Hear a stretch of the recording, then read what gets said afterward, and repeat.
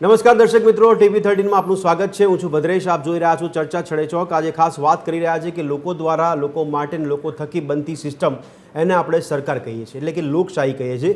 આ લોકશાહીના માધ્યમથી આપણે ત્યાં એક સિસ્ટમ ઊભી થાય કે જેમાં લોકોમાંથી આવેલા પ્રતિનિધિઓ લોકો માટે પ્રતિનિધિત્વ કરીને લોકોને સુખ, સુવિધા અને સગવડતા આપી શકે તેના માટેની બનેલી સિસ્ટમ કે જેને આપણે સરકાર કહીએ છીએ। આપણે આજે વાત કરી રહ્યા છીએ તંત્રની, એટલા માટે કારણ કે તંત્રમાં બેઠેલા લોકો કેટલી નિરસતા દાખવી રહ્યા છે, કેટલી ઉદાસીનતા દાખવી રહ્યા છે તેનો એક નમૂનો આપણને અત્યારે સમગ્ર દેશભરમાં પણ જોવા મળી રહ્યો છે, સાથે સાથે ખાસ ગુજરાતમાં પણ જોવા મળી રહ્યો છે। એક રિપોર્ટ અનુસાર એવું પણ કહેવામાં આવી રહ્યું છે કે જે દેશનું ભવિષ્ય એવા બાળકો અભ્યાસ કરી શકે એના માટે આપણે વર્ષોથી જોતા આવે છે કે દેશ આઝાદ થયો ત્યારથી આપણે સરકારીકરણ જોયું છે કે જેમાં સરકારી શાળાઓનું નિર્માણ કરવામાં આવ્યું હતું, સરકારી શાળાઓમાં બાળકો ભણી શકે। પણ હવે પરિસ્થિતિ કે જાણે કે વ્યાખ્યા બદલાઈ ગઈ હોય તેવું કેમ લાગી રહ્યું છે, કારણ કે ખાનગીકરણને સૌથી વધારે પ્રોત્સાહન મળતું જોવા મળી રહ્યું છે। એના માટે ઘણીવાર ચર્ચા કરીએ ત્યારે એવું પણ નિષ્કર્ષ નીકળે છે કે લોકો ઈચ્છી રહ્યા છે કે ખાનગીકરણ હોવું જોઈએ, કારણ કે સુવિધા એમાં મળી શકે છે, સરકારી શાળાઓમાં હવે સુવિધા નથી મળતી એવી વાત કરવામાં આવી રહી છે। પણ સાથે સાથે ગુજરાતમાં પણ ઘણા બધા સવાલો વિપક્ષ દ્વારા પણ ઊભા કરવામાં આવ્યા છે અને ઘણા બધા સવાલો ઘણા જાગૃત નાગરિકો દ્વારા પણ ઊભા કરવામાં આવ્યા છે કે ગુજરાત રાજ્યમાં રાજકીય રીતે જોવા જઈએ કે પછી સામાજિક રીતે જોવા જઈએ તો સરકારી શાળાઓની સ્થિતિ કેમ કથળી રહી છે, એટલે કે રાજ્યમાં શિક્ષણની સ્થિતિ એકંદરે કથળતી હોય તેવો અહેવાલ પ્રાપ્ત થયો છે। આ અહેવાલ મુજબ એવું કહેવામાં આવી રહ્યું છે કે સરકારી શાળાઓની સ્થિતિ અત્યારે ગુજરાતમાં એવી છે કે કુલ 63 શાળાઓમાં એક પણ વિદ્યાર્થીએ એડમિશન એટલે કે પ્રવેશ લીધો નથી, આવી સ્થિતિ જોવા મળી રહી છે। આ જ સરકારી શાળાઓમાં આપણને તાળા લટકતા જોવા મળ્યા છે, સરકારી શાળાઓ બંધ થતી જોવા મળી રહી છે અને હજી એ સિલસિલો યથાવત છે। એવામાં આપણે સાંભળ્યું છે કે વર્ગખંડોની ઘટ વર્તાય છે। જેટલી પણ સરકારી શાળાઓ છે એક તો સરકારી શાળાઓની સંખ્યા ઘટી રહી છે, એવામાં જેટલી સરકારી શાળાઓ છે એમાં વર્ગખંડની ઘટ છે। સાથે સાથે ત્યારબાદ બીજો તબક્કો એ જોવા મળ્યો કે હવે શિક્ષકોની પણ ઘટ જોવા મળી રહી છે। 40,000થી વધુ શિક્ષકોની જગ્યા ખાલી હોવાનો પણ એક રિપોર્ટ સામે આવ્યો છે। તો પછી સરકારી શાળામાં 40,000 શિક્ષકોની જગ્યા ભરવામાં ન આવે તો કેટલા શિક્ષકો ભણાવતા હશે અને શિક્ષકો શું ભણાવતા હશે તે પણ સવાલ થાય છે। સાથે સાથે હવે શિક્ષકોની ઘટ જોવા મળી ત્યારબાદ અંતિમ તબક્કો એ પણ જોવા મળી રહ્યો છે કે હવે વિદ્યાર્થીઓની પણ ઘટ જોવા મળી રહી છે। હજારોને લાખોની સંખ્યામાં વિદ્યાર્થીઓ પણ ઓછા થતા હોય તેવું જોવા મળી રહ્યું છે। એટલે કે એક રિપોર્ટ પ્રમાણે એવું કહેવાય રહ્યું છે કે શાળામાં હવે વિદ્યાર્થીઓ પ્રવેશ નથી લેતા। તો 63 શાળાઓમાં એક પણ વિદ્યાર્થીએ પ્રવેશ નથી મેળવ્યો, તો જે વિદ્યાર્થીઓએ પ્રવેશ મેળવ્યો એ ક્યાં મેળવ્યો હશે? સીધી બાબત છે, કદાચ આપણે લાગતું હશે કે ખાનગીકરણમાં એટલે કે ખાનગી શાળાઓમાં લીધું હશે। તો પછી શું આ સરકારી શાળાઓને આપણે નિરસતા કે ઉદાસીનતા દાખવીને એક માર્ગ મોકળો કરી આપ્યા છે ખાનગીકરણ માટે? એને પર પણ લઈને સવાલ થઈ રહ્યા છે। એટલા માટે જ આજે ખાસ ચર્ચા અને ચિંતા અને ગહન મંથન કરવાની જરૂરિયાત ઊભી થઈ છે। એટલા માટે જ ચર્ચા છડે ચોકમાં આપણે આજે વાત કરવા જઈ રહ્યા છે કે સરકારી શાળાઓની સ્થિતિ ખૂબ જ કથળી રહી છે, ત્યારે વર્ગખંડ ઓછા, શિક્ષકો ઓછા અને હવે વિદ્યાર્થીઓ પણ ઓછા જોવા મળી રહ્યા છે। એટલે કે ચર્ચા કરી રહ્યા છે કે શાળા સૂની થઈ ગઈ છે બાળકો વિના।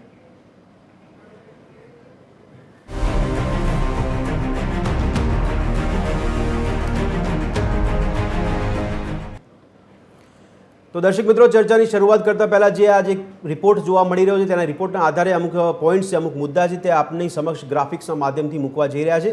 તો એક નજર કરીએ ગ્રાફિક્સ પર કે જ્યાં અમુક મુદ્દાઓ છે જેમાં રિપોર્ટ્સમાં ઘણા આંકડા પણ ટાંકવામાં આવ્યા છે। રાજ્યમાં શિક્ષણની સ્થિતિ કથળી હોવાના અહેવાલ અત્યારે જોવા મળી રહ્યો છે। આ અહેવાલ પરથી એક એવું અનુમાન પણ લગાવવામાં આવ્યું છે કે હવે ખરેખર શિક્ષણની સ્થિતિ કથળતી જોવા મળી રહી છે। ગુજરાતની કુલ 63 એવી શાળા છે કે જેમાં કોઈ વિદ્યાર્થીએ પ્રવેશ લીધો જ નથી।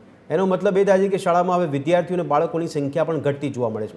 ગત વર્ષની સરખામણીએ રાજ્યમાં સ્કૂલોની સંખ્યા ઘટી છે, જેમાં 53,355 થઈ ગઈ છે ઘટીને। તો એનો મતલબ એ થાય છે કે સરકારી શાળાઓ પણ હવે ધીમે ધીમે ઓછી થતી જોવા મળે છે। તો સ્કૂલોની સંખ્યા તો ઘટી છે, સાથે સાથે શિક્ષકોની સંખ્યામાં પણ 5,000નો ઘટાડો થયો હોય, એટલે કે 5,000 શિક્ષકો ઓછા થઈ ગયા હોય તેવો આંકડો છે। રાજ્યમાં હાલમાં કુલ 40,000થી વધુ શિક્ષકોની જગ્યા ખાલી હોવાનો પણ આ રિપોર્ટ પ્રમાણે દાવો કરવામાં આવ્યો છે। અને આપણે કહીએ પ્રમાણે કે 14,562 શાળાઓમાં 40,000થી વધુ વર્ગખંડની અછતનો પણ દાવો છે, એટલે કે વર્ગખંડો પણ નથી। રાજ્યમાં તંત્ર દ્વારા સતત ભરતી કરવાના દાવા પણ કરવામાં આવે છે કે શિક્ષકોની સમયાંતરે ભરતી અમે કરી રહ્યા છીએ એવા દાવા કરાય છે, પણ વાસ્તવિકતા શું છે એ કદાચ ચર્ચાનો વિષય છે। એક શિક્ષક ધરાવતી શાળાની સંખ્યા 1754થી વધીને 2,936 થઈ ગઈ છે, એટલે કે આપને જણાવીએ 2,936 શાળાઓ એટલી એવી છે કે જ્યાં માત્ર એક જ શિક્ષક અભ્યાસ કરાવી રહ્યા છે। શિક્ષકોની મોટી અછત હોવાનો કેન્દ્રનો પણ UDISનો અહેવાલ પણ સામે આવ્યો છે। આ અહેવાલમાં એવું કહેવાયું છે કે શિક્ષણની ગુણવત્તા અને પદ્ધતિમાં થોડો બદલાવ થયો છે, પણ છતાં બાળકોની જે સંખ્યા છે તે ઘટી છે।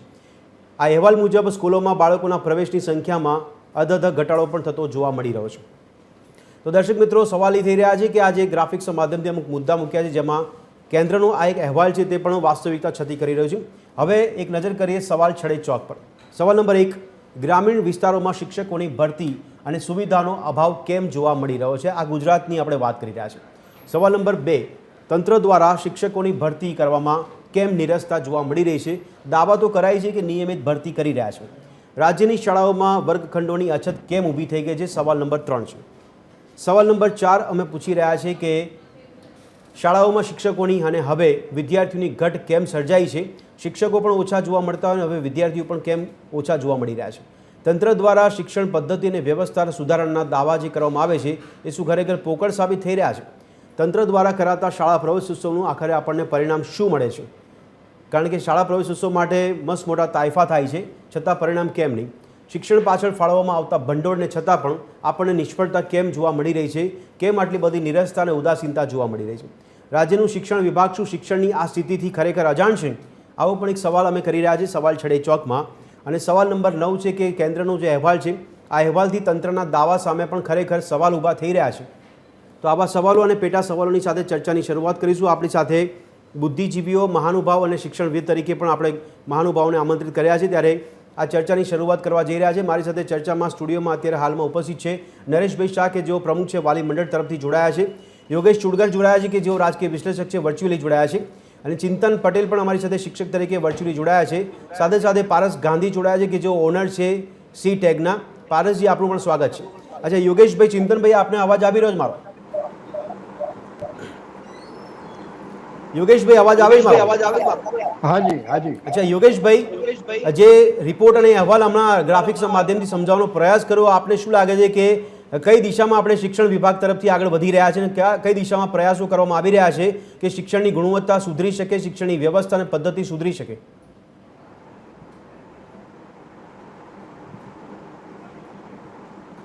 યોગેશભાઈ. હાજી જી, જણાવશો. સરકારની પ્રાથમિક ફરજોમાં શિક્ષણ, આરોગ્ય અને વ્યવસ્થા વગેરે, કાનૂન વ્યવસ્થા વગેરે હોવું જોઈએ. બિલકુલ. ત્યારે શિક્ષણને આમાં તદ્દન બાજુમાં મૂકી દેવામાં આવે છે અને એના તરફ કોઈ ધ્યાન આપવામાં આવતું નથી. એ વાત અત્યારે બહુ સ્પષ્ટ રીતે આપણે જોઈ શકીએ છીએ. સરકાર તરફથી શાળાઓ ચલાવવામાં આવે અને એના માટેનું બજેટ ફાળવવામાં આવે અને શાળાઓ સારી રીતે ચાલે, જેથી કરીને ભાવિ પેઢી ખૂબ શિક્ષિત બને, એ માટેના સરકારી પ્રયત્નો હોવા જોઈએ. એને બદલે સરકાર તરફથી તદ્દન દુર્લક્ષ સેવામાં આવે છે અને સરકારી શાળાઓ, અત્યારે પરિસ્થિતિ એવી થઈ છે કે સરકારી શાળાઓમાં જવા કોઈ તૈયાર નથી. હું મારી વાત કરું કે અમે નાના હતા ત્યારે અમે મ્યુનિસિપલ શાળામાં ભણતા હતા અને ખૂબ સારું અમને ભણાવવામાં આવતું હતું ને ત્યાર પછી પણ અમે આગળનું જે શિક્ષણ મેળવ્યું એ ખૂબ સારું મળ્યું હતું. યોગેશભાઈ, આપ જવાબ આપો ત્યારે આપનો ઇકો સાઉન્ડ આવી રહ્યો છે. સ્પીકર પર હોય તો એને બંધ કરી દેશો. ચિંતનભાઈ, આપને પણ વિનંતી છે.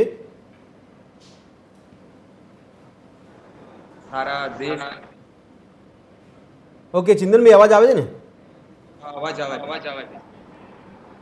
જી, ચિંતનભાઈ અને યોગેશભાઈ, આપને અન્ય સવાલ પૂછું. પારસભાઈ, આપને પણ સવાલ પૂછું, પણ નરેશભાઈની શરૂઆત કરી. નરેશભાઈ અમારી સાથે સ્ટુડિયોમાં છે.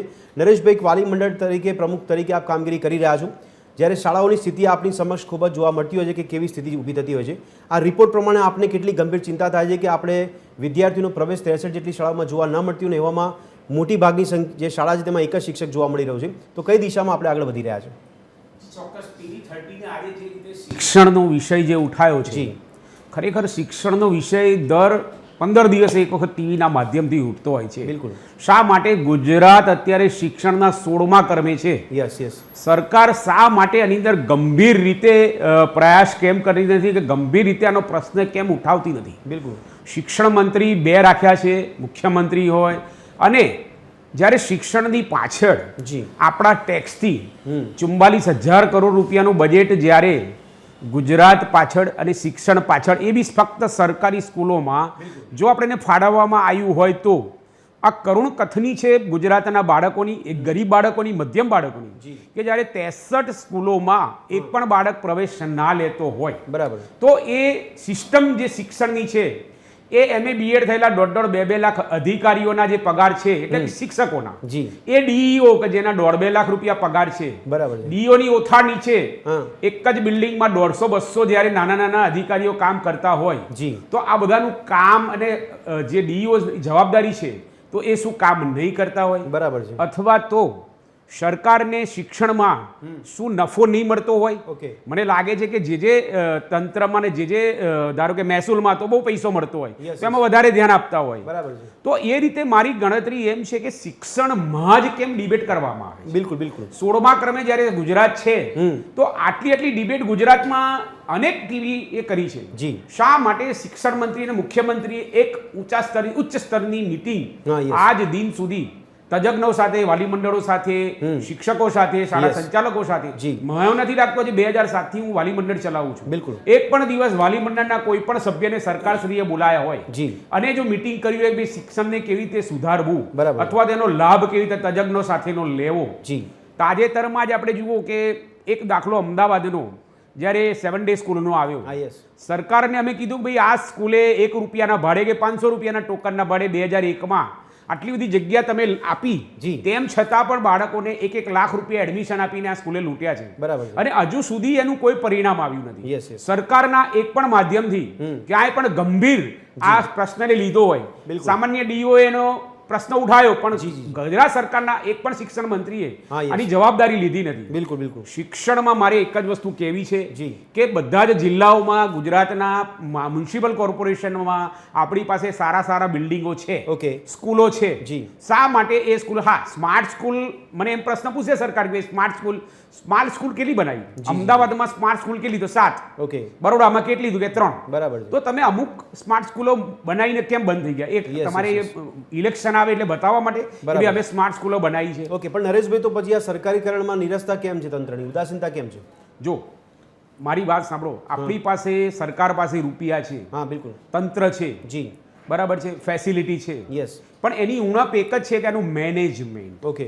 આજે આપણા વિનોદ રાવજી હતા, 5,000 કરોડ રૂપિયા લઈને હા, આજે બિલકુલ. સ્કૂલ ઓફ એક્સિલન્ટ લઈને આવ્યા, ખૂબ ગજવ્યા કે ભાઈ સ્કૂલ ઓફ એક્સિલન્ટ 5,000 કરોડ રૂપિયા લે. પણ હું વિનોદ રાવજીને આ મારા સાંભળતા હોય તો અત્યારે તો શિક્ષણના સચિવ નથી, પણ એ સાંભળતા હશે જી કે ભાઈ 5,000 કરોડ રૂપિયા તમે લઈને આવ્યા. શિક્ષણ મંત્રી સાંભળતા હશે હા, yes. 5,000 કરોડ રૂપિયાનું શું થયું, જી કયા બાળકને એનો લાભ મળ્યો, કઈ સ્કૂલોને એનો લાભ મળ્યો. જી જી જી આજે બધા જ મેયરો બધા સિટીમાં છે. નહીં, પણ નરેશભાઈ મારો સવાલ એ છે કે સરકારીકરણમાં નિરસતા તંત્રની કેમ જોવા મળે, એનું કોઈ ખાસ કારણ આપણી પાસે છે? જો આની અંદર એક જ વસ્તુ છે કે કોર્પોરેશનની અંદર જે સ્કૂલો આવે છે, હા યસ બધી કોર્પોરેશનમાં આવે, જિલ્લા પંચાયતોમાં જી, આવે. જી, જી. આની અંદર તો પહેલું એ કે સમન્વય સમિતિ નથી, ઓકે. વિપક્ષની જોડે આ લોકોનો મેળ નથી. બરાબર છે. બીજું જે ચૂંટાયેલી પાંખો છે જી. એ પોતે જ મેયર હોય કે ત્યાંના જે બી હોય એને બચાવવા માટે જ રોજ ને રોજ એની પ્રયાસ ચાલુ હોય કે ક્યારે હું બચું, ક્યારે પોતાના ટાંટિયા ખેંચું. હા. તો પછી શિક્ષણની આગળ ક્યાં ધ્યાન આપવાના હતા? નહીં, પણ વાલીઓ પણ પસંદ નહીં કરતા હોય ને કે પોતાના બાળકને સરકારી શાળામાં મૂકે. જો આજે ફોરેનમાં તમે જુઓ, હા. 1 થી કોલેજ સુધી પહેલા જી ફોરેનમાં બી ચા નાસ્તો, બાળકોને સારું ભણતર આપવું, બરાબર છે. ત્યાં સરકારી સ્કૂલો જ હોય છે. જી, જી, જી. અને એવું નથી કે ગુજરાતની બહાર સારા સિટીઓ છે જી. એમાં સરકારી સ્કૂલો સારી ચાલે જ છે, ઓકે. એવું નથી. અને ગુજરાતમાં પણ હું નથી કહેતો બધી જગ્યાએ, હા બિલકુલ. અમુક સરકારી શાળાઓ સારી ચાલે છે. ધારો કે સુરતમાં આવે એડમિશન લેવા માટે દોડધામ નહીં, પણ થતી હોય. નરેશભાઈ મારો સવાલ છે કે વાલી મંડળ આપ ચલાવ્યો છો તો આપણી સાથે અસંખ્ય વાલીઓ જોડાયેલા હશે આ વાલી મંડળમાં, તો એમના બાળકોને સરકારી શાળામાં મૂકવાનો ઉત્સાહ કે પ્રોત્સાહન આપવામાં આવે છે ખરી? કેમ કે મોટાભાગના લોકો પસંદ કરે છે કે ખાનગી શાળામાં બાળકોને ભણાવી. જો સ્કૂલ પ્રવેશોત્સવ હોય, વેકેશન પડે એટલે સ્કૂલ પ્રવેશોત્સવ આવે. સ્કૂલ પ્રવેશોત્સવ આવે એટલે મોટા હોર્ડિંગો મારે, જી, જી. જાહેરાતો કરે, ભાઈ સ્કૂલ પ્રવેશોત્સવ કરે, સ્કૂલ પ્રવેશોત્સવ હા, કર્યો. yes. પણ એની અંદર સરકારી સ્કૂલોના બાળકો જે છે એનું મનોમંથન કેમ થતું નથી? બાળકોને મા બાપે જ કેમ બાળકને સરકારી સ્કૂલમાં નથી મૂકતા? બહુ ગંભીર પ્રશ્ન છે. મેં આપને એ જ સવાલ પૂછ્યો પ્રમુખ તરીકે આપ હા કામગીરી હું એ કરી જ રહ્યા કહું છો. છું તો કે વાલીઓ કેમ પસંદ નહીં કરતા? ક્યાંક વાલીઓને એવું લાગે છે કે સરકારી શાળામાં મારું બાળક જશે તો ભણતર Okay. નહીં મળે, બરાબર. કે ઉચ્ચ સ્તરીય ભણતર નહીં મળે, કે Yes, ઇંગ્લિશ yes. મીડિયમનું ભણતર નહીં મળે, જી. કે CBSE નું જે ભણતર જે બહુ છે. Okay. હું તમને એક જ દાખલો આપું.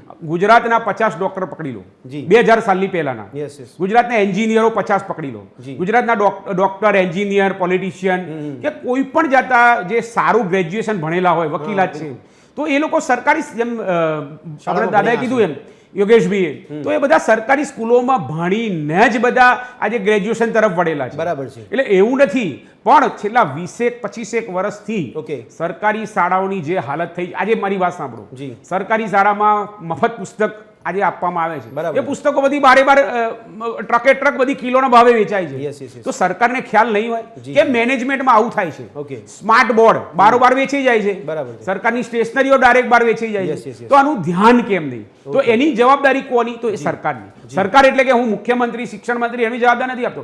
મિનિસ્ટર તો પોતાના એરિયામાં બરાબર છે, પણ જે અધિકારીઓ 1.5-2 લાખ રૂપિયા પગાર લે છે એનો ક્લાસ કેમ આમ લેવામાં નથી આવતો? ઓકે. વારંવાર દર 15 દિવસે શિક્ષણનો પ્રશ્ન ઉઠાવવામાં આવે છે. મુખ્યમંત્રીને ગંભીર રીતે હું કહું છું, તમારા હાથમાં શિક્ષણ લો, તમે અધિકારીઓનો ક્લાસ લો, તમે એની અંદર ઓબ્ઝર્વેશન મૂકો. બરાબર. એક મિનિસ્ટર, આજે ધારાસભ્યો આપણી પાસે કેટલા છે? 171 છે. શા માટે એક ધારાસભ્યોને એના વિસ્તારની શિક્ષણની જવાબદારી નથી આપતા? ધારાસભ્યો ચૂંટાઈને અમે આપેલા છે, એનું બજેટ છે. એક ધારાસભ્યનો ક્લાસ લો. આજે તમે એમ કહો છો કે તમારે મંત્રી બનવું છે તો તમારો રિપોર્ટ અમે જોઈએ છે, તો એ રિપોર્ટ સાથે કેન્દ્રમાં બેઠેલા આપણા વડાપ્રધાન છે, અહીંના મુખ્યમંત્રી છે, બોલાવો ધારાસભ્યને, રિપોર્ટ લો કે તમારા વિસ્તારની કેમ આ શાળાની આવી હાલત છે. ઓકે નરેશભાઈ, આપણે અન્ય સવાલ પૂછીશું આપને, કારણ કે કેમ નિરસતા વધી રહી છે, ન માત્ર તંત્રની પણ પ્રજાની પણ નિરસતા વધી રહી છે, કેમ એની પર ચર્ચા કરીશું. પારસભાઈ, આપને અવાજ આવી રહ્યો છે મારો? હા, બરોબર છે. મારો યસ અવાજ આવે છે? પારસભાઈ, એવી સ્થિતિ શું ઊભી થઈ ગઈ કે મોટા ભાગે લોકો હવે ખાનગી શાળામાં બાળકોને અભ્યાસ કરાવતા થઈ ગયા અને ધીમે ધીમે સ્થિતિ બગડતી ગઈ. આજે આપણે એવી ચર્ચા કરવી પડે છે કે હવે શાળામાં વર્ગખંડ નથી, શિક્ષકો નથી ને હવે વિદ્યાર્થીઓ પણ નથી. કેમ? જો આમાં છે ને એક જ વસ્તુ છે. મારો અવાજ આવે છે? આવે છે, પરફેક્ટ. ઓકે.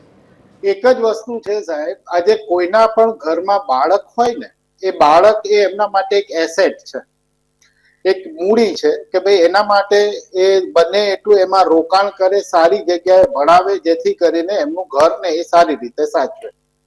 હવે આજે સરકારી શાળાઓમાં જ્યાં શિક્ષણ સારું રહ્યું નથી, તો સ્વાભાવિક છે કે કોઈ વ્યક્તિ સરકારી શાળામાં મૂકશે નહીં, એ પ્રાઇવેટમાં જ મૂકવાના છે. અને મજાની વાત એ છે કે જે શિક્ષકો સરકારી શાળામાં શિક્ષક છે, એમના બાળકો પણ પ્રાઇવેટ સ્કૂલમાં ભણે છે. મારે છે ને એક બે મુદ્દા ખાલી ચર્ચા કરવી છે તમારા માધ્યમ થકી. મારે સરકારશ્રીને અથવા જે પણ જાગૃત શિક્ષણવિદો છે એમને ખાલી એટલું જણાવવું છે કે આપણે આક્ષેપ પ્રતિ આક્ષેપો ના કરતા સમાધાનની વાત કરીએ. ઓકે. મારા મતે 2-3 મુદ્દાઓ છે જે હું ચર્ચવા માંગીશ. સૌથી પહેલું તો આપણે ફોરેનના ઘણા ઉદાહરણો લેતા હોય છે. હા, યસ. એનું એક વાત એવી છે કે ત્યાં એક વિસ્તાર નક્કી છે જી, અને એ વિસ્તાર ની અંદર એક સ્કૂલ છે. હવે એ સ્કૂલ, એ વિસ્તારના બાળકોને કમ્પલસરી ત્યાં એડમિશન આપવું જ પડે. બરાબર છે. અને એ દૂર ના જાય એટલા માટેની આ વાત. Yes yes yes. તો એવું જો આપણા સંસ્થા, આપણા દેશમાં કે આપણા રાજ્યમાં એ વસ્તુ બને કે ભાઈ આ બાળક આ વિસ્તારનું છે, એની રેડિયસ 2 કિલોમીટરમાં જે સ્કૂલ છે એમાં કમ્પલસરી એને ભણાવવા, બરાબર, પછી દૂર નહીં જવા. જી જી. આ પહેલો એક મુદ્દો છે. ઓકે. બીજું કે જેટલા પણ સરકારી નોકરો છે, હું ધારાસભ્ય, માનનીય ધારાસભ્યો શ્રીને, એમપીઝ ને, મેમ્બર ઓફ પાર્લામેન્ટ ને પણ સરકારી કર્મચારી જ ગણું છું, અને જે પણ છે, હા બિલકુલ, એ દરેકના બાળકોને ફરજિયાત સરકારી સ્કૂલોમાં ભણાવવાનું. નહીં પણ પારસભાઈ, આપણે ફરજિયાત ફરમાન કરી શકીએ ખરી? નહીં, આપણે હું કહું છું ને, હું એક ચર્ચાનો મુદ્દો આપું છું, એક સમાધાન આપું છું. આપણે ફરમાન કરનારા કોઈ નથી. નહીં, પણ આપણે પારસભાઈ સમાધાન મેળવતા પહેલા આવું કેમ થયું પણ જાણવું પડશે ને. હા, એનું કારણ એ છે કારણ કે જો આજે એ ધારાસભ્યનો બાળક સરકારી સ્કૂલમાં ભણશે જી, તો એમને તકલીફો ખબર પડશે કે ભાઈ મારા બાળકને શું તકલીફ પડે છે, ત્યાંનું શિક્ષણ કેવું છે, ત્યાંની પાયાની સુવિધાઓ કેવી છે, અને પછી ધારાસભ્ય શ્રી એને ઉકેલ લાવવા કંઈક પ્રયત્નો કરશે. બરાબર છે. આપની એટલી અપેક્ષા છે? જી, અપેક્ષા છે. જો હું આક્ષેપો કરીશ તો મને કંઈ મળવાનું નથી, અપેક્ષા રાખીશ તો કદાચ કંઈક ફાયદો થશે. જી જી. બાકી મારા આક્ષેપોથી કંઈ થવાનું નથી. અને બીજી એક વસ્તુ છે કે મૂળભૂત, હવે છે ને આજના સમયમાં, પહેલાના સમયમાં ચુગર સાહેબના સમયમાં એ વસ્તુ હતી કે શિક્ષકો બાય ચોઇસ બનતા હતા. ઓકે. હવે શિક્ષકો બાય ફોર્સ બને છે કે ભાઈ બીજી કોઈ જગ્યાએ નોકરી નથી મળતી તો શિક્ષક બની તો પછી હું આમાં આવી જાઉં, અને આના માટે કોઈ ક્વોલિફિકેશનની જરૂર નથી. કદાચ ચિંતનભાઈ મારી સાથે સહમત થશે યસ યસ યસ, કે ભાઈ કઈ ના આવડે તો હું 2 પાના વાંચીને 2 પાના ભણાવી દઉં. બરાબર છે. પણ હકીકતે એ જે મૂળભૂત સેવા જે ચુડકર સાહેબે કીધી ને કે આરોગ્ય, શિક્ષણ, ઓકે. એ બધી વસ્તુઓ ઠીક છે એ પારસભાઈ, હકીકતે પારસભાઈ એ આપે બહુ હમણાં અગત્યની. ઓકે પારસભાઈ આક્ષેપની વાત નથી, પણ આપે જે હમણાં કીધું કે સરકારી શાળામાં હવે શિક્ષણની ગુણવત્તા નથી રહી, તો એની પાછળ શું કારણ, કેમ નથી રહી? લોકો નથી ઈચ્છતા કે પછી ઘણા આપવામાં નથી બધા આવતું? કારણો છે ગુણવત્તા નહીં હોવાના. સૌથી પહેલું તે જરૂરી ઇન્ફ્રાસ્ટ્રક્ચર, ઓકે. મૂળભૂત જરૂરિયાતો હોવી જોઈએ એ નથી. જી. હવે આજે બાળકને બેસવા માટેની સારી વ્યવસ્થા, હમ. એને માથે પંખો હોય, પીવાનું yes. પાણી હોય, તો એ ક્યાંક એકાગ્ર ચિત્તે ભણી શકે. બરાબર છે. બીજું, આજના શિક્ષકોને સિલેબસ પતાવવાનો અને હાજરીમાં સહી માસ્ટરમાં સહી કરવા સિવાય પણ કંઈક અગત્યનું બાળક મારી સામે મારું દેશનું ભવિષ્ય છે ઓકે. એ સમજીને જો ભણાવે જી. તો ફાયદો થાય. ઓકે. ત્રીજી વસ્તુ મને ક્યાંક એવું દેખાય છે કે આપણા સમાજના શિક્ષકોની જોઈએ એવી હજી એમને પ્રભાવ નથી. શિક્ષકોને જોઈએ એવું સમાજ એમને રેકગ્નાઇઝ નથી કરતો. બરાબર છે. બહારના દેશોમાં શિક્ષકોને ઓકે. બહુ સારી રીતે રેકગ્નાઇઝ કરે ઠીક છે પારસભાઈ, આ ખામીઓ પર આપણે અન્ય સવાલ પૂછું છું, પણ આપની વાતથી ચિંતનભાઈ સહમત છે કે એ પણ પૂછી લો. ચિંતનભાઈ, પારસભાઈની વાતથી કેટલા સહમત છો? એમણે કીધું કે બાય ચોઇસ થી બાય ફોર્સ હવે શિક્ષકો બની રહ્યા છે. અવાજ આપનો ચિંતનભાઈ. ચોક્કસ કહેવા માંગીશ કે આ બધી જે ઘટનાઓ બની રહી છે જી જી. અને એ સરકારી શાળાઓ પ્રત્યે ઉદાસીનતા આવી છે. ઘણા બધા પરિબળો જવાબદાર છે. જી. પણ સરકારી શાળામાં વાલીને જો બાળક ભણાવવું છે એ એનો હક છે. જો વ્યક્તિ પોતાનો હક લેવામાં ઉદાસીનતા દાખવે, એના કારણે આ બધી સમાજની પરિસ્થિતિ જવાબદાર બને. સમાજે પોતે આગળ આવવું પડશે. પોતાના ગામની શાળા છે, નહીં પોતાના વાલીની ચિંતનભાઈ, આપણે ચિંતન શાળા એટલા માટે જ કરી છે, રહ્યા આગળ છીએ કે આવી સ્થિતિ કેમ ઊભી થઈ છે, એનું કારણ શું ચિંતનભાઈ? કારણ શું? કેમ વાલીઓ પોતાના બાળકોને સરકારી શાળામાં નથી મૂકતા? પણ છે મારા બાળકો ગામના ભણે છે, એ દેશનું ભવિષ્ય છે, તો શું થશે? બીજું કે કોમ્પિટિટિવ એક્ઝામો આવી, કોમ્પિટિશન એટલી બધી. ઓકે. અત્યારે સરકારી તંત્રની કેટલી શાળાઓ, જીની એક્ઝામ છે, નીટની, સરકાર કેવું કેટલા અંશે કહી શકે કે મારા આટલા બાળકો મેડિકલમાં જશે, જી. એન્જિનિયરિંગની આઈઆઈટી કોલેજ. ક્યારેક જે બાળક ઓકે. ઠીક છે ચિંતનભાઈ. યોગેશભાઈ, આપને અવાજ આવી રહ્યો છે મારો? કેવી જગ્યાએ મૂકે. અચ્છા યોગેશભાઈ, સીધો સવાલ એ થઈ રહ્યો છે કે સરકારી શાળામાં વાલીઓ બાળકોને ન મૂકે એની પાછળ કારણ શું લાગે છે આપણે? કેમ નથી મૂકતા? ભદ્રેશભાઈ, હું પોતે એવી ઈચ્છા રાખું કે મારું બાળક હમ. એન્જિનિયર થાય અથવા ડોક્ટર થાય અથવા તો ઉચ્ચ શિક્ષણ મેળવે, જી.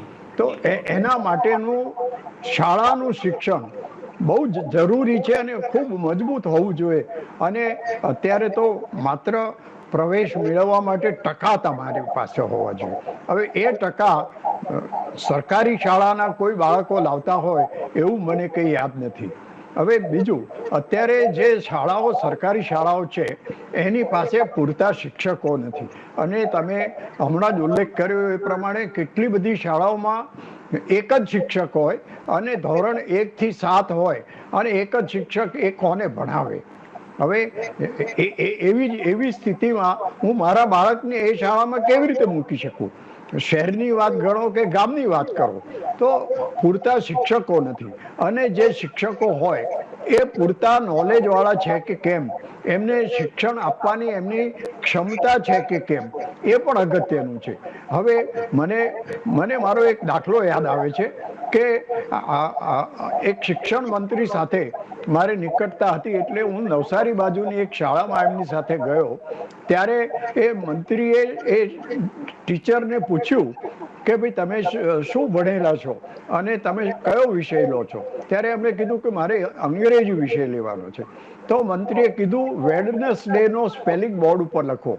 તો એ શિક્ષિકા વેડનસડે નો સ્પેલિંગ બરોબર નહોતા લખી શક્યા. હવે જો આવા શિક્ષકો હોય અને એમને અંગ્રેજી ભણાવવાનું હોય તો શું ભણાવવાના હતા? અને આ મને કહેતા સંકોચ થાય છે કે અમુક જાતના લોકોને પસંદગી આપવામાં આવે એવી જે અનામત વ્યવસ્થા છે, આ એનું એક પરિણામ છે. ચાલો એ વાતને બાજુમાં મૂકીએ. પણ અત્યારે જે કઈ શિક્ષકો છે એમને સરકાર તરફથી કેટલા કામ સોંપવામાં આવે છે. એમનું મુખ્ય કામ તો બાળકોને ભણાવવાનું, શિક્ષણ આપવાનું છે. એને બદલે મતદાર યાદી તૈયાર કરવાની હોય તો એમને મોકલવામાં આવે, મેલેરિયાની બાબતની તપાસ કરવાની હોય તો એમને મોકલવામાં આવે.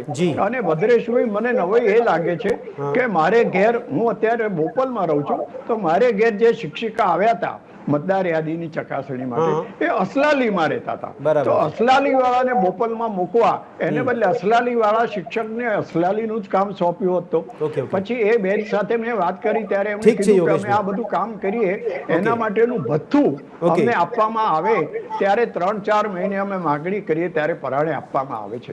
તો શિક્ષકો શિક્ષણ આપવામાં પણ બેદરકાર રહે અને આવા કામોમાં પણ બેદરકાર રહે. ઓકે, એટલે ઇતર પ્રવૃત્તિ ના કરાવી જોઈએ. યોગેશભાઈ, આપના કહેવા પ્રમાણે. નરેશભાઈ, મારો સવાલ એ છે કે યોગેશભાઈ કે ચિંતનભાઈ કે પારસભાઈ કે નરેશભાઈ પોતે રાજ્યના નાગરિક છે, રાજ્યના નાગરિક તરીકે ટેક્સ નથી ભરતા, અને ટેક્સ ભરતા હોય તો શું એ લોકો સરકારી શાળાની સુવિધાઓ બગડી રહી છે તો એ હિસાબ ના માંગી શકે, એવું ના કહી શકે કે અમને સરકારી શાળામાં શિક્ષકો સારા જોઈએ છે, વર્ગખંડ સારા જોઈએ છે?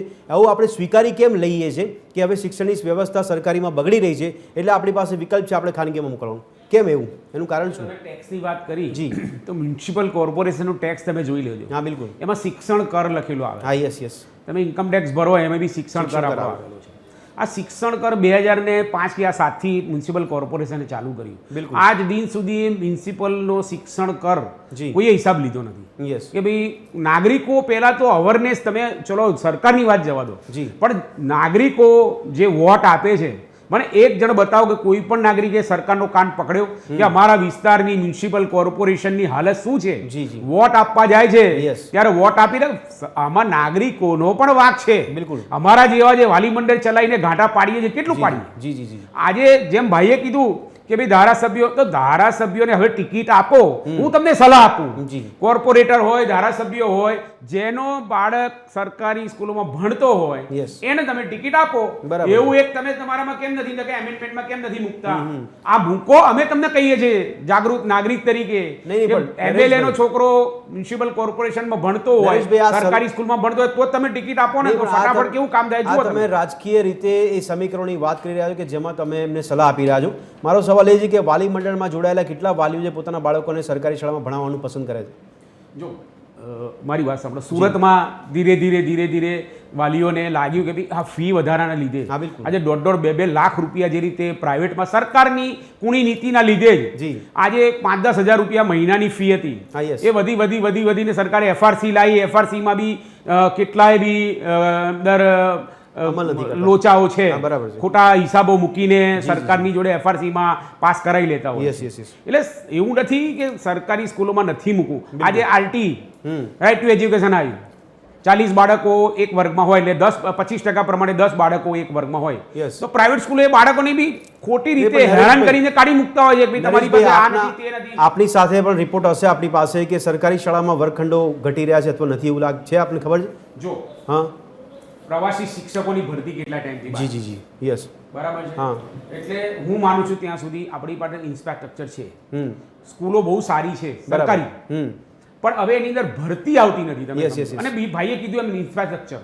ધારો કે હું તમને એક દાખલો આપું કે અમદાવાદ મ્યુનિસિપલ કોર્પોરેશનની શાળા નંબર 16 કે ભાઈ એ એક જ માળની છે, શા માટે એને ડબલ માળની કરીને લિફ્ટ મૂકીને જેમ પ્રાઇવેટ શાળાઓ કરે છે? લોકો નહીં ઈચ્છતા હોય ને, પણ તો ના ઈચ્છે વાલીઓ ઈચ્છે છે સારું ઇન્ફ્રાસ્ટ્રક્ચર આપો, રંગરોગાન કરો, સ્માર્ટ સ્કૂલ બનાવો, સારા નવા શિક્ષકો લો. એ તો સલાહની વાત છે. અને તમે વાલીઓ સીબીએસઈ ની કેમ સરકાર, ધારો કે સીબીએસઈ નો કોર્સ કોનો? તો વાલીઓ કેમ આ માંગ નથી કરતા? સીબીએસઈ નો કોર્સ કોનો? સરકારનો. હા, બિલકુલ, કેન્દ્ર સરકારનો.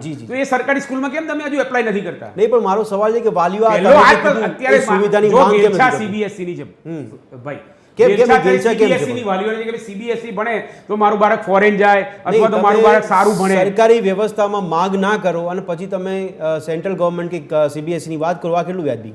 હું તમને આજ તો કહું છું, વાલી મંડળે લેટરો લખીને આજે તમે ગુજરાત બોર્ડને સીબીએસઈ 2 કરવાની વાત હતી, માર્ચમાં ચાલુ કરવાની વાત હતી, એ ક્યાં ગઈ? નવી શિક્ષણ નીતિ જે આવી એને ઇમ્પ્લિમેન્ટેશન હજુ ક્યાં થયું છે? બરાબર. સર આજ નાગરિકોનો બિચારો ક્યાં એની એક વસ્તુ છે. આજે હું વાલી મંડળ તરીકે કંઈક બી સરકારની સામે પડું એટલે મારી સામે આક્ષેપો કરીને પોલીસે કેસો કરવામાં આવે. મારી બી એક લિમિટ છે.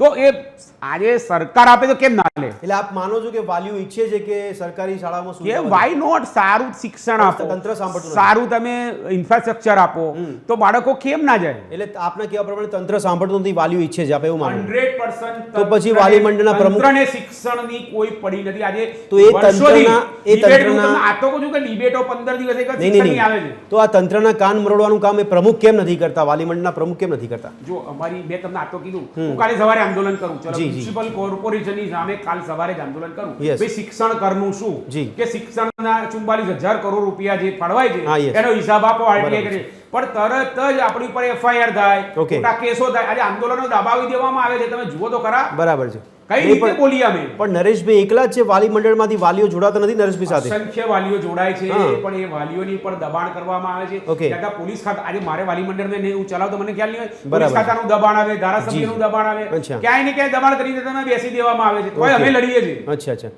ઓકે. પારસભાઈ, આપને મારો અવાજ આવતો હતો? આપણે જે પહેલા જવાબમાં તમે વાત કરી હતી પારસભાઈ, એમાં આપે કીધું કે સરકારી શાળામાં હવે વ્યવસ્થા અને પદ્ધતિ બદલાઈ ગઈ છે, પહેલા જેવી નથી રહી. તો પછી મારો સવાલ છે કે લોકો નથી માંગતા કે શું? કારણ કે લોકો ટેક્સ ભરે છે, એમના ટેક્સના પૈસાથી સુવિધા આપવી જોઈએ. આ આપણે લોકશાહીની વાત કરીએ છીએ, લોકતંત્રની વાત કરીએ છીએ, તો લોકો નથી ઈચ્છતા, એટલા માટે સુવિધા નથી મળતી. સાહેબ, લોકો કેમ ના ઈચ્છે? જી, લોકો તો ઈચ્છે જ ને કે એમને સુવિધાઓ મળે, પણ આજે સામાન્ય માણસ એની રોજમર્રાની જરૂરિયાતોની લડાઈમાં એટલો ફસાયેલો હોય છે Okay. કે આ લિટિગેશન અને એ પ્રોસેસમાં એ કયો વ્યક્તિ ફાળો આપશે? તો ડર છે આટલો બધો? ડર નથી તો? સાહેબ, ડર નથી. તો? ડર તો આજનો સામાન્ય માણસ હવેના આ જમાનામાં કોઈનાથી ડરતો નથી. આજ કોઈની હારે થાય તરત વિડીયો ઉતારવા બેસી જાય. તો પારસભાઈ, સરકારમાં બેઠેલા લોકો કોણ છે? પબ્લિકમાંથી જ આવેલા છે ને?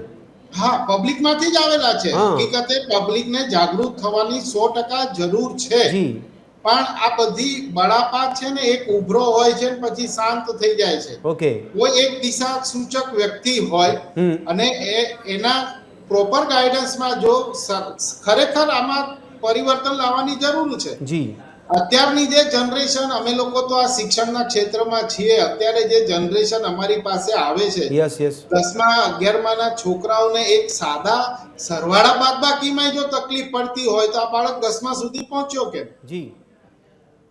એટલે વસ્તુ એ છે કે આપણે હવે કરી શું શકીએ આમાં. બરાબર છે. ઓકે. આ ચિંતનભાઈને સવાલ પૂછું. ચિંતનભાઈ, આપને અવાજ આવતો છે હવે બરાબર કદાચ? હા સર, કમ્પ્લીટ આવે છે. ઓકે. ચિંતનભાઈ, આપના મતે શું લાગે છે કે ક્યાં ફેરફાર કરવાની જરૂર છે કે લોકો ખરેખર પછી સરકારી શાળાઓ જે અત્યારે બચી છે એને બચાવી શકાય અને એમાં પણ સુવિધા ઊભી કરી શકાય? TV13 અને ખાસ કરીને ભદ્રેશભાઈ, જી, સમાજને સાચી વાસ્તવિકતા અને એક આવનારું ભવિષ્ય સારું દેશનું નિર્માણ થાય એમાં જે આપ પ્રયાસ કરી રહ્યા છો એ બદલ પહેલા તો સમાજ તરફથી હું તમારો આભાર માનું છું. જી, જી, જી. બહુ વખત કહેવામાં આવે છે, બહુ વર્ષોથી શિક્ષણ તંત્ર કામ કરી રહ્યું છે, કરોડો રૂપિયાનું બજેટ એજ્યુકેશન પાછળ ફળવાઈ રહ્યું છે, યસ યસ. પરંતુ સક્સેસ રેટિયો તમે જુઓ કે વર્ષોથી સરકારી શાળાઓ પ્રત્યે ઉદાસીનતા આવી રહી છે. ક્યાંક ને ક્યાંક તંત્રએ આના પાસા શોધવા પડશે કે કેમ આવું થઈ રહ્યું છે. મેં ઘણા વાલીઓને એવા જોયા છે જે દિવાળીના એક જોડી કપડાં પણ નથી લાવતા, ચિંતનભાઈ, તંત્ર ન સરકારી સાંભળે તો શું કરી શકાય? હું એ જ કહું છું સર કે તંત્ર નથી સાંભળતું. સરકારી શાળામાં ભણાવો એ સમાજનો હક છે. દરેક વિદ્યાર્થી શાળામાં ભણે છે તો એ વાલી અને સમાજે કેટલા વ્યક્તિઓ મુખ્યમંત્રી સાથે જઈને ચર્ચા કરી કે અમારા શાળાની ગામની પરિસ્થિતિ આવી છે, Okay. અમારી શાળામાં આટલા શિક્ષકો નથી, જી, અમારા શાળામાં આટલું આયોજન નથી. સમાજે જાગવું પડશે, સમાજે બોલવું પડશે, સમાજે વ્યવસ્થા વૈકલ્પિક ઊભી કરવી પડશે. બરાબર છે. તો જ દેશ સારું નિર્માણ કરી શકશે જો બધા જ સાથે રહીને કામ કરશે. ઓકે. કેમ કે પ્રાઇવેટ શાળામાં આજે જે પણ કામ થઈ રહ્યું છે એના કરતાં હું તમને 500% ખાતરી આપું કે સરકારી શાળામાં ભણેલો બાળક ફક્ત એક રોબોટ નથી બનતો, પણ એવો એક વ્યક્તિ દેશનું નિર્માણ માટે બની રહ્યો છે જે કોઈ પણ પરિસ્થિતિ માટે લડી શકશે. એ મજૂરી કામ કરે છે તો એ મજૂરી કામ કરીને પણ ચિંતનભાઈ, વાલી મંડળ તરીકે નરેશભાઈ લડત આપી રહ્યા છે, પણ નરેશભાઈ કહી રહ્યા છે કે અમારી પર અલગ અલગ પ્રકારના દબાણ ઊભા કરવામાં આવે છે એટલે આપણને સફળતા નથી મળતી. તો પછી કોઈ વિકલ્પ ખરો આના સિવાય? એક વસ્તુ છે ચોક્કસ. જી જી, પારસભાઈ. સોરી ચિંતનભાઈ, હા, બોલો. હવે છે ને મને એક બહુ સાદો દાખલો યાદ આવ્યો કે આપણે હેલ્મેટ પહેરવું એ આપણી સુરક્ષાની વાત છે. જી જી જી. હવે એ સમાજ એ આપણી સુરક્ષા આપણે સમજતા નથી, તો એના માટે સરકારે અને લો મતલબ પ્રશાસને એક કાયદો બનાવ્યો, બરાબર છે. એ કાયદો પાડતા નથી તો જી. પછી એ કાયદો નહીં પાડનારને દંડ કરવામાં આવે હા બરાબર, યસ. અને એ દંડના બીકે લોકો હેલ્મેટ પહેરતા થયા. જી જી જી જી. તો આવું જ કંઈક મોડલ ઓકે. એ સરકારી શાળામાં એડમિશન માટે કરવું જોઈએ. અચ્છા, એટલે આપણે પારસભાઈ આપના મતે કેવા કડક કાયદા બનાવવા જોઈએ એના માટે પણ? 100%. ઓકે. સૌથી પહેલા સરકારી કર્મચારીઓ, સરકારી નોકરિયાતો, સરકારી પગારદારોના બાળકોને કમ્પલસરી સરકારી શાળામાં ભણાવો. પણ એ તો આપે પારસભાઈ શરૂઆતમાં કીધું કે તો એની ચોઈસ હોય ને એ વાલીની કે પોતાના બાળકને ક્યાં ભણાવવું. વાલીની કોઈ સાહેબ નહીં આજે સર, હું તમે એ જ કહેવા માંગુ છું. હા, બોલો, બોલો. નહીં સર, બોલો. હું એ જ કહેવા માંગુ છું કે તમે આજે જે કોમ્પિટિટિવ એક્ઝામો છે, દાખલા તરીકે સરકારી શાળામાં ભણતા કેટલા બાળકો આજે મેડિકલમાં જવા માટે એકદમ તૈયાર છે અને મેડિકલમાં જઈ રહ્યા છે, Yes, yes. કેટલા આઈઆઈટી એન્જિનિયરિંગમાં જઈ રહ્યા છે. જી. તમે સમજો કે એ પરિસ્થિતિ, એ વાતાવરણ એ નથી મળી રહ્યું, માટે ક્યાંક ને ક્યાંક વાલી એવું શોધી રહ્યો છે બરાબર છે. કે હું અહીંયા જાઉં. ઓકે. સમજો. આજે ઠીક છે યોગેશભાઈ, એક રાજકીય વિશ્લેષક તરીકે મારો સીધો સવાલ આપને એ છે કે ષડયંત્રના ભાગરૂપે આપણે સ્થિતિ જોઈ રહ્યા છે કે ધીમે ધીમે આવી સ્થિતિ સરકારી શાળાની થાય તો ખાનગીકરણને વધારે પ્રોત્સાહન મળે, લોકોને વિકલ્પ મળે, તો લોકો સીધી રીતે ડાયવર્ટ થઈ જાય, તો પછી સરકારી શાળાઓને આપણે તાળા મારવાની સ્થિતિ ઊભી થઈ જાય. અત્યારે એક ઓબ્ઝર્વેશન કરવામાં આવે જી. તો જેટલા રાજકીય નેતાઓ છે હા. એમાંના ઘણા લોકોની પ્રાઇવેટ સ્કૂલ અથવા પ્રાઇવેટ છે. College yes yes.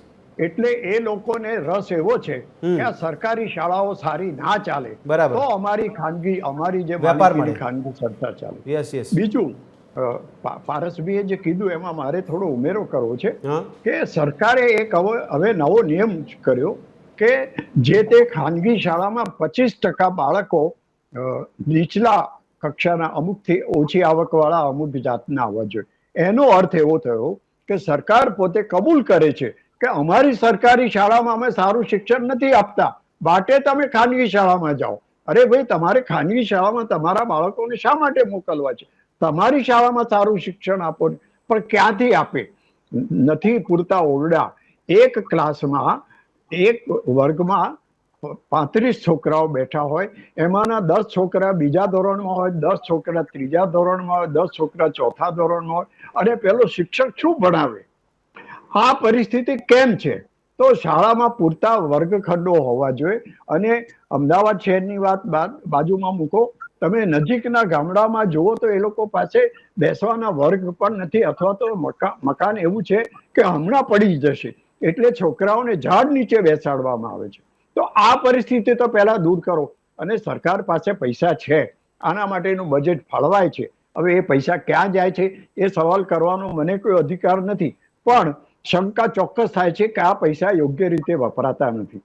પૂરતા શિક્ષકો નથી, તો અત્યારે શિક્ષકોની ભરતી માટે જુદી જુદી પરીક્ષાઓ લેવામાં આવે છે. એક છોકરો પરીક્ષા આપે છે, એ વખતે એને 500 રૂપિયા ફી ભરવાની હોય છે, અને 3 વાર આવી પરીક્ષા આપ્યા પછી પણ સરકાર કોઈ ભરતી કરતી નથી. તો સરકાર પોતે શિક્ષણને આ રીતે બાજુમાં મૂકી દે, એને અગત્યતા ના આપે. અને બીજો મને જે એક સવાલ નડ્યા કરે છે કેટલા વખતથી કે શિક્ષણ મંત્રી જે બને છે એ પોતે શિક્ષણ અંગે કશું જાણે છે ખરા? ઓકે, મારે નામ નથી દેવું, પણ અમારા એક શિક્ષણ મંત્રી હતા કે જેમનો છોકરો પરીક્ષામાં ચોરી કરતા પકડાયો, અને એ શિક્ષણ મંત્રીને એક પત્રકારે પૂછ્યું કે આ તો બધું સામાન્ય છે. હવે જો શિક્ષણ મંત્રી જો આ બધું સામાન્ય છે એવું કહેતા હોય, તો એ શિક્ષણ મંત્રી પોતે શિક્ષણનું સ્તર કેવી રીતે વધારવાનું? હું રાજકીય રીતે વાત કરી રહ્યા છીએ, એમાં ઘણા બધા સલાહ સૂચનની વાત આવે છે, પણ યોગેશભાઈ આપે કીધું કે આપ આપના બાળકને સરકારી શાળામાં ભણાવવાનું પસંદ કરશો. હવે જો સરકારી શાળામાં કોઈ જગ્યાએ સુવિધા નથી મળતી, વર્ગખંડ નથી મળતા, શિક્ષકો નથી મળતા, તો એ માંગણી કરવાની જવાબદારી કોની બને છે? વાલીઓની બને છે કે નહીં? પ્રજા અને વાલીઓ તો માંગણી કરે જ છે. અને તમે ભદ્રેશભાઈ આ સવાલ મને પૂછ્યો છો, મારે તો જવાબ એવો આપવો છે કે સરકાર પ્રજાનું સાંભળે છે ક્યાં? તો ના સાંભળે તો શું કરવું જોઈએ? અથવા નાગરિકોનું સાંભળે છે ક્યાં? તરીકે શું કહેશો? રાજકીય પરિસ્થિતિ એવી છે કે છેલ્લા 30 વર્ષથી ગુજરાતમાં એક પક્ષનું રાજ ચાલે છે, છતાં અને લોકો ખોબલે એમને મત આપે છે. તેમ છતાં પ્રજાની વાત એ લોકોને સાંભળવાનો ટાઈમ ક્યાં છે?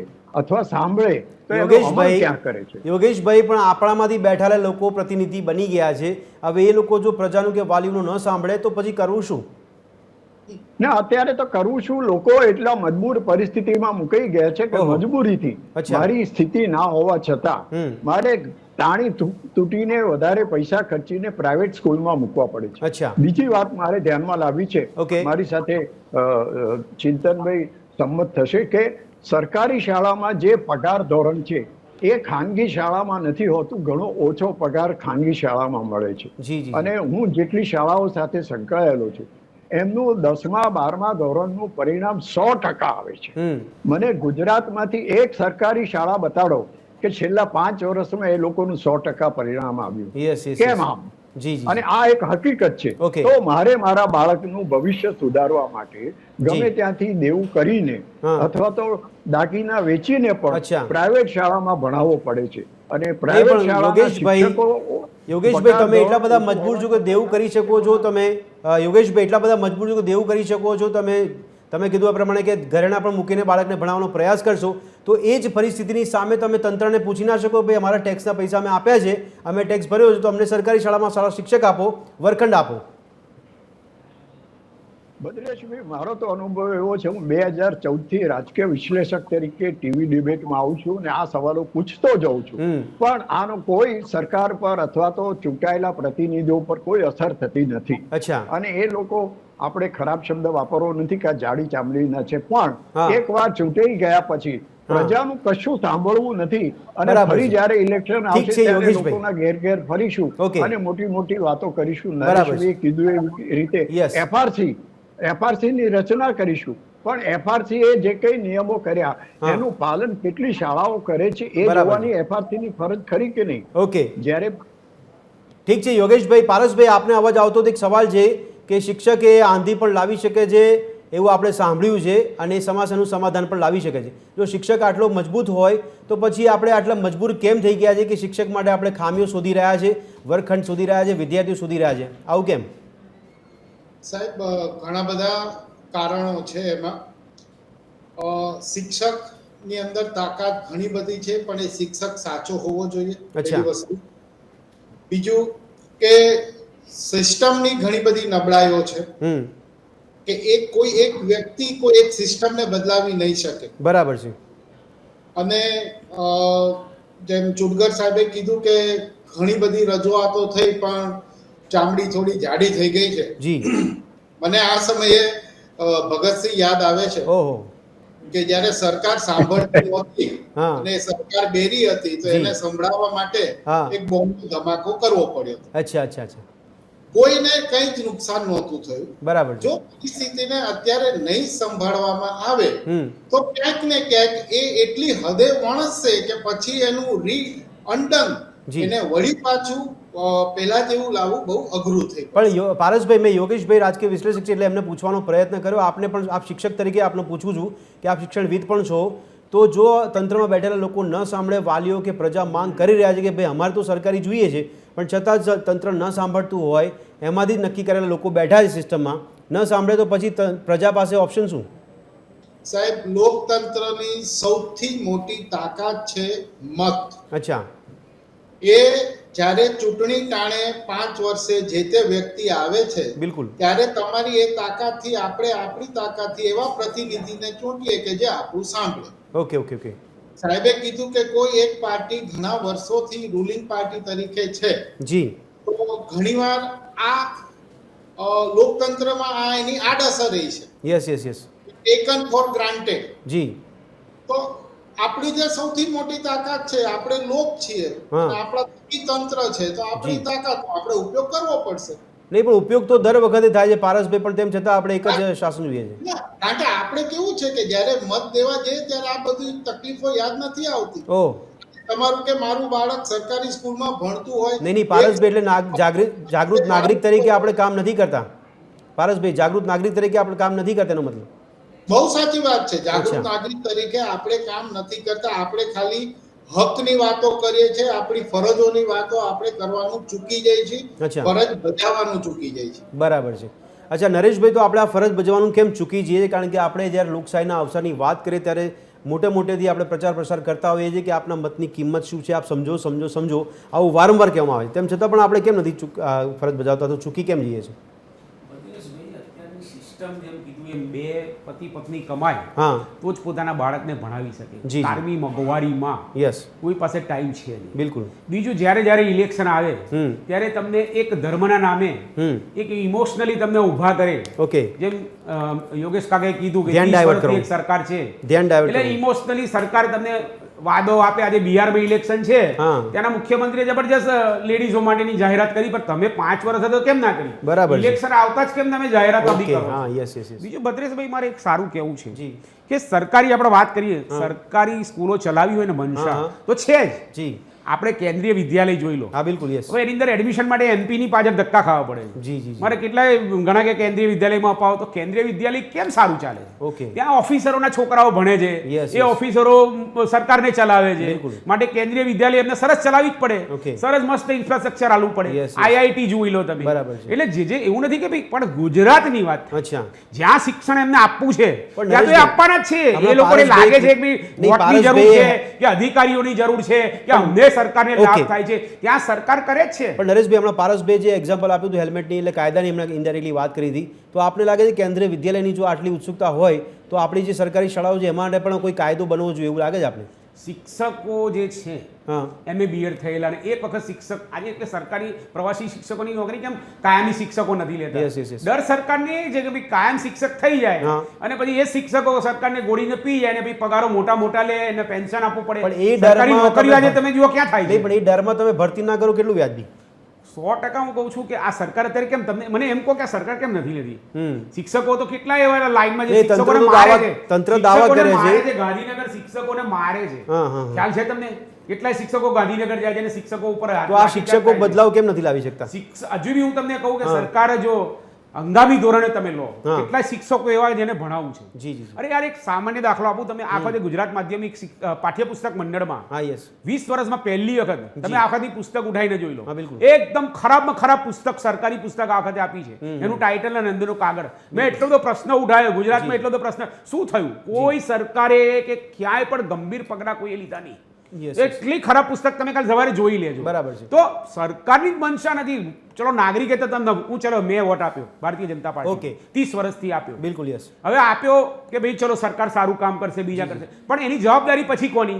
આ મુખ્યમંત્રી બેઠા એમની, આ શિક્ષણ મંત્રી બેઠા એમની. નહીં નહીં, તમે જવાબદારી એ લોકોની પણ થાય ને કે તમે જવાબદારી તો વોટ વોટ આપ્યો આપ્યા, છે, પછી સરકાર હિસાબ રચાયા, માંગો ને. પછી સરકાર નહીં, રચાયા, હિસાબ પછી- માંગવાની જવાબદારી કોની? ભદ્રેશભાઈ, હિસાબ આપણે લઈ લો. આ તમારા માધ્યમથી મેં હિસાબ હા. માંગ્યો. કુમાર ડિંડોર સાહેબ, હું તમારી સામે જ કહું, જી, જી. ડિંડોર સાહેબ મુખ્યમંત્રી બન્યા, Yes, શું yes. એમણે સરકારી સ્કૂલો માટે પગલા લીધા? એક બી સ્ટેટમેન્ટ તમે એમનું બતાવો. તો એ આ વાલીઓ દિન કેમ નથી સુધી પૂછતા? હું ડિંડોર સાહેબ સાંભળતા હશે ને કહું એ છું. વાલીઓ કેમ નથી પૂછતા? ડિંડોર સાહેબ સાંભળતા હશે ને કહું છું. ડિંડોર સાહેબ, હા. તમારો જવાનો ટાઈમ આવી ગયો છે. નવા અચ્છા. મંત્રીમંડળમાં તમે છો જ નહીં. Okay. હું અને રાખતા હોય તોય ના રાખતા. હું અચ્છા. મુખ્યમંત્રીને વાલી મંડળ તરીકે કહું છું. હા. એક બી કામ આ ડિંડોર સાહેબે કર્યું નથી, કે એમણે કોઈ વાલી મંડળને બોલાયા નથી, કોઈ મીટિંગો કરી નથી, કોઈ શાળાની મુલાકાત લીધી નથી, અને મિનિસ્ટર થઈને બેસી ગયા છે. તો આવું તમે એમ કહો છો ને જાગૃત નાગરિક હા, તરીકે, yes, yes. હું મુખ્યમંત્રીને કહું છું હા. કે બે શિક્ષણ મંત્રીને આ વખતે તમે પડતા મૂકો. પણ નરેશભાઈ, અને જે આપ કહો છો કામ કે કરતા આપના શિક્ષણ મંત્રી એકલાનું હોય, સાંભળશે જે નહીં. દરેક સ્કૂલમાં વિઝિટ લેતા હોય, હા. જે એવા શિક્ષણ મંત્રીને તમે મૂકો કે આ પ્રશ્ન ઉભો ના થાય, જી. સરકારની સામે પ્રશ્ન ઉભો ના થાય. એટલે હા, તમારી yes. સામે કહું છું, એક જી. જાગૃત નાગરિક તરીકે પણ આ આપ- મીડિયાના માધ્યમથી. પણ આપ વાલી મંડળમાં કોઈ એવું મેમોરેન્ડમ સર્ક્યુલેટ કરી શકો છો કે દરેક વાલીઓ નક્કી કરે કે અમે સરકારી શાળામાં બાળકોને ભણાવીશું? એવું કોઈ સર્ક્યુલેશન આપ? ભદ્રેશભાઈ, હા. હું તમને કાલે સવારે, કેમ સુરતમાં કેમ લાઈન લાગી? જી. 2 વર્ષથી સુરતમાં લાઈન લાગે છે. હા, yes. ભાઈ અમને એડમિશન આપો, ધારાસભ્યોને કહે છે, અને સરકારે બી કીધું જુઓ સરકારી શાળામાં એડમિશન માટે વાલીઓ તૂટે. પણ સુરત જ એકલું કેમ? Yes yes. બીજી બધી વિસ્તારો, જે અમદાવાદ છે, બરોડા છે, રાજકોટ છે, એ રીતે કરો ને, કેમ સુરત જ એકલું? એટલે હું એમ કહેવા માંગુ છું કે વાત ફરીથી આવે. આજે મ્યુનિસિપાલિટીના, ચલો આજે હું જાગૃત છું, આજે આટલો બધો ટેક્સ જુઓ તમે. હા, પહેલા બિલકુલ, 5000 ટેક્સ આવતો, આજે 50000 ટેક્સ આવતો થઈ ગયો. જી જી જી. શા માટે? આજે મેઇન રોડ આજે આ મુદ્દો નથી, પણ હું તમને કહું છું, હા, yes. આશ્રમ રોડ જોઈ લો, સીજી રોડ જોઈ લો, આ એસજી હાઈવે જોઈ લો, હા, આજે yes. ખાડાઓ કાલ સવારે જોઈ લો. મેઇન રોડ ઉપર આવું છે, અંદરની વાત જી, નથી. જી. આટલો મોટો આશ્રમ રોડ છે, જાહેર રોડ છે, તમે ખાડાઓ કાલ સવારે જોઈ લો. એક પણ દિવસ ડામર થયો નથી છેલ્લા 10 વર્ષથી. Okay, એટલે આ એક સાઈડમાં વાત કરું છું. એટલે હું અત્યારે તમને કહું છું કે આપણે આ માધ્યમ અને મીડિયાની મળી છે. Yes. મુખ્યમંત્રીને કહેવાનો મોકલો મળે. TV 30 ના નામથી કહું છું, જે બી શિક્ષણ મંત્રીને લાવો, એ રિપોર્ટ દર 3 મહિને મુખ્યમંત્રીને આપે એવા શિક્ષણ મંત્રીને મુખ્યમંત્રી શ્રી લાવો. ઠીક છે. ચિંતનભાઈ, શોર્ટમાં આપ શિક્ષક છો તો શિક્ષક બદલાવ કેમ નથી લાવી શકતા? કારણ કે ગાંધીનગર સુધી પહોંચી જાય છે અને નરેશભાઈ કહે છે પ્રમાણે તે તંત્ર તરફથી એમને ફિટકાર પણ વરસવામાં આવે છે, છતાં પણ શિક્ષક બદલાવ કેમ નથી લાવી શકતા? તમે જોયું હશે કે સરકારી શાળાના શિક્ષકને પ્રાઇવેટ શાળાની જેમ ફક્ત વર્ગમાં રહેવા દેવામાં નથી આવતું. અચ્છા. એક મુખ્ય કારણ એ પણ છે.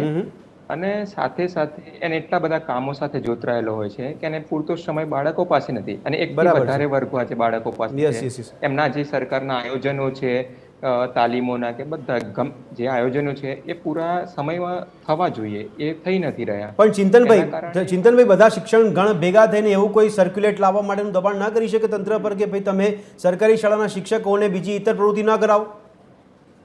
ચોક્કસ સર, એમાં ઘણા બધા સમાજ દ્વારા, સરકાર દ્વારા પરિપત્રો પણ થયા છે, છતાં પણ ફરજ સોંપવામાં આવે છે. અને શિક્ષક ચોક્કસ પારસભાઈનું સૂચન કેટલું વ્યાજબી લાગે છે? એમણે હેલ્મેટ માટે જે કાયદાની વાત કરી તો એવો કોઈ કાયદાની વાત ના કરી શકે શિક્ષણગણ? ચોક્કસ, જો સમાજ અને દેશના સારા રાષ્ટ્રનું નિર્માણ કરવું હોય, જો વાલીઓને એવી ઈચ્છા હોય કે મારું બાળક સરકારી શાળામાં ભણે, તો વાલીએ, સમાજે, વાલી મંડળે જવાબદારી સ્વીકારવી પડશે કે મારા ગામની, મારા વિસ્તારની શાળા સારી બને એ માટે હું રજૂઆત કરું, બોલું અને હું એના માટે પ્રયત્ન કરું. ઠીક છે પારસભાઈ, આપની વાતથી કદાચ સમિંગ અપ કરીશું કારણ કે સમયની અવધિ રહી છે, તો શોર્ટમાં પારસભાઈ અમારા માધ્યમ થકી આપની સીધી ટકોર તંત્રને. 3 વાત. દરેક સરકારી કર્મચારી, દરેક નોકરિયાત સરકારીને સરકારી સ્કૂલમાં જ એના બાળકને ભણાવવાનું, સરકારી આરોગ્ય સંસ્થા, સરકારી દવાખાનામાં જ સારવાર લેવાની, જેથી કરીને એમને એમની પીડા ખબર પડે. બીજું, જે સરકારી તંત્રમાંથી ભણીને આવેલો હોય એ જ વ્યક્તિ ધારાસભ્ય કે MP બનવાની લાયકાત ધરાવે. અને ત્રીજી વસ્તુ કે બાળકોને કૌશલ્ય ઉપર ભાર આપીએ, નહીં કે સ્કૂલ ઉપર. આ મારી દરેક લોકોને અપીલ છે કે બાળકનું કૌશલ્ય જ્યાં વિકાસ પામે એવી સંસ્થા આપણે પસંદ કરીએ. નામાંકિત સ્કૂલોની પાછળ આંધળી દોટ મૂકીને ખોટા ખર્ચની જરૂર. ઓકે યોગેશભાઈ, શોર્ટમાં મુદ્દા સર આપના તરફથી છેલ્લી પ્રતિક્રિયા. પારસભાઈએ કીધું એ પ્રમાણે ધારાસભ્યો, સંસદ સભ્યો અથવા મંત્રીઓ એમના બાળકોને સરકારી શાળામાં ભણાવે તો કદાચ સરકારી શાળાનું તંત્ર સુધરે. પણ મારે તો 2 મુખ્યમંત્રીના નામ નથી દેવા, પણ એક મુખ્યમંત્રી તો એમનો દીકરો વિદેશમાં ભણતો હતો, એને મળવા માટે પ્લેનમાં જઈ રહ્યા હતા અને પછી કંઈક દુર્ઘટના થઈ. અને બીજા એક સ્વર્ગસ્થ મુખ્યમંત્રી, એ પણ એમના ગ્રાન્ડસન અમેરિકામાં ભણતો હતો, એને મળવા ગયા અને એમની સરકાર અહીંયા ઉથલાવી દેવામાં આવી. આ 2 મુખ્યમંત્રીઓના નામ નથી લેતો, પણ જો મુખ્યમંત્રીને પોતાના શિક્ષણમાં વિશ્વાસ ના હોય, એ લોકો જ બીજે ભણાવતા હોય, અથવા તો તમે અત્યારના જે કઈ આપણા ગુજરાતના મુખ્યમંત્રીઓની વાત કરો અથવા મંત્રીઓની વાત કરો, તો એમની પોતાની લાયકાત કેટલી છે એ તપાસવાનો. ઠીક છે યોગેશભાઈ. નરેશભાઈ, આપની વાતથી સમિંગ અપ કરીશું. આપની છેલ્લા મુદ્દા. હું TV13 ના માધ્યમથી, શિક્ષણ બહુ ગંભીર પ્રશ્ન છે, બાળકનો એક વિકાસનો પ્રશ્ન છે. સમાજમાં એક બાળક આપણે ઘડતર આપવાનું છે. દરેક મ્યુનિસિપલ કોર્પોરેશનના કોર્પોરેટરને કહું છું કે શિક્ષણ જે કરી લે છે એનો હિસાબ લો, સરકારી સ્કૂલો સારી થાય. બીજું, ધારાસભ્યોને કહું છું 44,000 કરોડ રૂપિયાનું જે બજેટ છે એનો તમે હિસાબ લો. વિધાનસભામાં અમે આવવાના નથી, પણ મહેરબાની કરીને 2 હાથ જોડીને શિક્ષણ છે તમે 44,000 કરોડ રૂપિયા. ઓકે નરેશભાઈ, આપની વાતથી સમિંગ અપ કરીશું. આપે જે આંકડો મૂક્યો 44,000 કરોડની વાત કરી છે, દર્શક મિત્રો આજે આ ચર્ચામાં 44નો આંકડો વધારે ચર્ચાસ્પદ રહ્યો છે. 44,000થી વધુ શિક્ષકોની જગ્યા ખાલી છે, 44,000થી વધુ બાળકો છે તેમનો ઘટ જોવા મળી રહ્યો છે. અને એટલા માટે ચર્ચાનો વિષય ઊભો થયો કે કેમ આટલી બધી ઉદાસીનતા, નિરસતા કેમ છે. પણ આ મહાનુભાવ સાથે ચર્ચા કરવામાં એક બાબત તો ફલિત થાય છે કે તંત્ર તરફથી અને પ્રજા તરફથી પણ નિરસતા જોવા મળી રહી છે. તો પ્રજા કેમ ઉદાસીનતા દાખવે છે, પોતાના ટેક્સના પૈસાનો હિસાબ કેમ નથી માંગતી, એક સવાલ થાય છે. અને જો હિસાબ માંગીને, જેમ પારસભાઈ કીધું એ પ્રમાણે, કે એવું કેમ સર્ક્યુલેશન કે નિયમ નથી બનાવતા કે સરકારી કર્મચારીઓ, સરકારી અધિકારીઓ છે એ લોકોના બાળકો પણ સરકારી શાળામાં ભણે, જે નેતાઓ છે એમના પણ બાળકો સરકારી શાળામાં ભણે. પણ અહીંયા યોગેશભાઈએ કીધું એ બહુ સાચી વાત છે કે જે નેતાઓ છે તે પોતાની ખાનગી શાળાઓ ખોલીને બેઠા છે, ત્યાં જો નહીં જાય બાળકો તો વેપાર કેવી રીતે મળશે? કારણ કે આખરે શિક્ષણ એ વ્યાપાર બની ગયો હોય તેવું ફલિત થઈ રહ્યું છે. આશા રાખીએ કે શિક્ષણને વ્યાપાર તરીકે જોવામાં ન આવે. ભલે વૈશ્વિક લેવલ પર આપણે ભારત તરફથી એવું નક્કી કરી બેઠા હોય કે શિક્ષણ એક વેપાર છે, વેપલું ન બનવું જોઈએ, પણ એટલા માટે જ આપણું ભવિષ્ય જોખમમાં મુકાતું જોવા મળી રહ્યું છે. એના માટે વાલીઓ પણ ચિંતા કરવાની જરૂર છે. આશા રાખીએ છીએ કે આ ચર્ચાનો નિષ્કર્ષ કાઢીને વાલીઓ ચિંતા કરે અને હિસાબ માંગે. આ ચર્ચાને અહીંયા સમાપ્ત કરીશું. યોગેશભાઈ, નરેશભાઈ, પારસભાઈ અને ચિંતનભાઈ આપે ભાગ લીધો તે બદલ આપનો ખૂબ ખૂબ આભાર. તો દર્શક મિત્રો, ફરી મળીશું ચર્ચા છડી ચોકમાં એક નવો વિષય સાથે. ત્યાં સુધી આપ જોતા રહો TV13 ગુજરાતી. નમસ્કાર.